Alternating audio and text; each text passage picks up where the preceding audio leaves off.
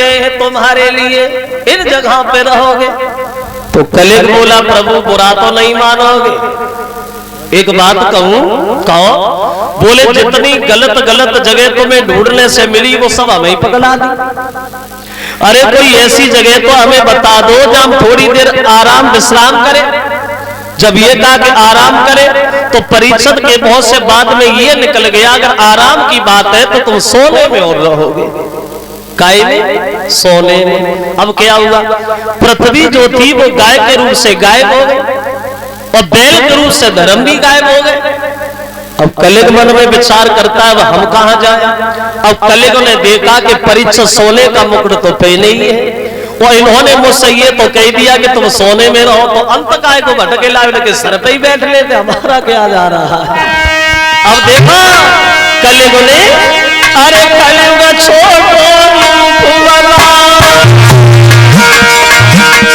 सोने को मुकुट पे चढ़ आओ।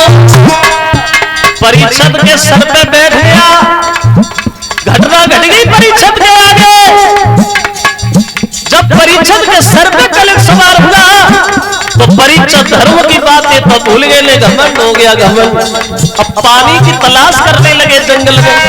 बुलाइए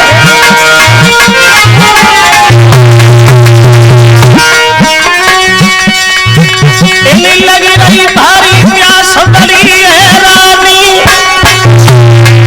और मन में ढूंढत करे क्यों नहीं।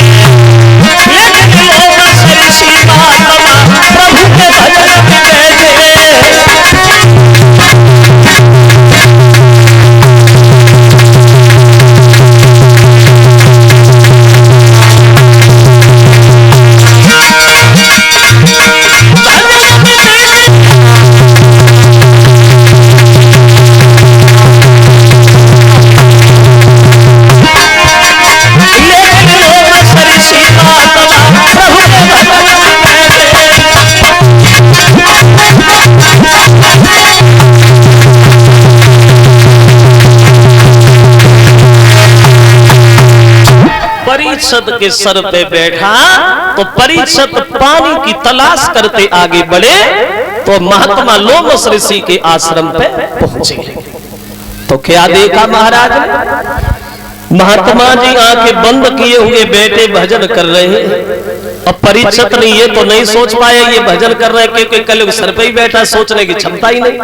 अब परीक्षित के दिल में दूसरी बात आई, मन में सोचा लगता है इस महात्मा ने हमें देख के अपनी आंखें बंद की है, इस महात्मा ने हमारा अपमान किया है।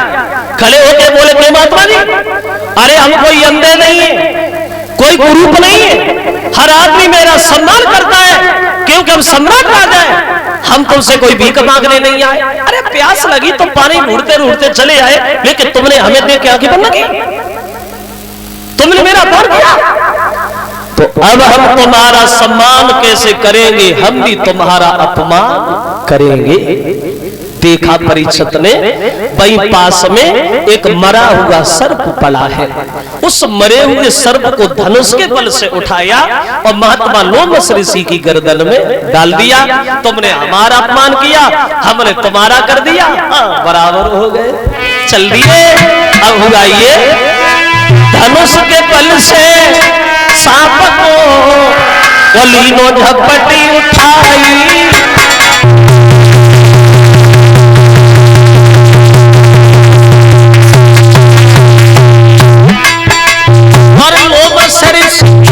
गर्दन में सांप दौड़ाई। तुमने हमारा अपमान किया, हमने तुम्हारा कर दिया, कौन सी भावई है, बराबर बराबर चले।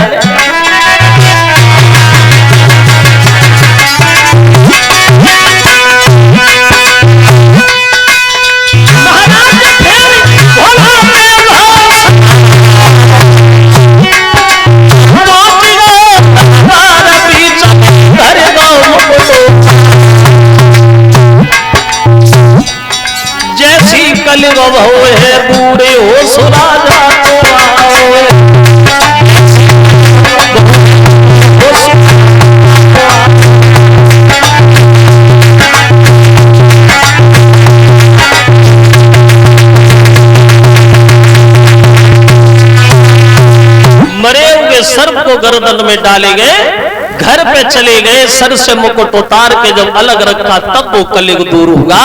परीक्षित जी को होश आया तो परीक्षित बैठी की बैठी रह गई। ये मैंने क्या कर दिया, मैंने महात्मा का अपमान कर दिया, मुझसे पाप हो गया, मुझे ऐसा नहीं करना चाहिए था।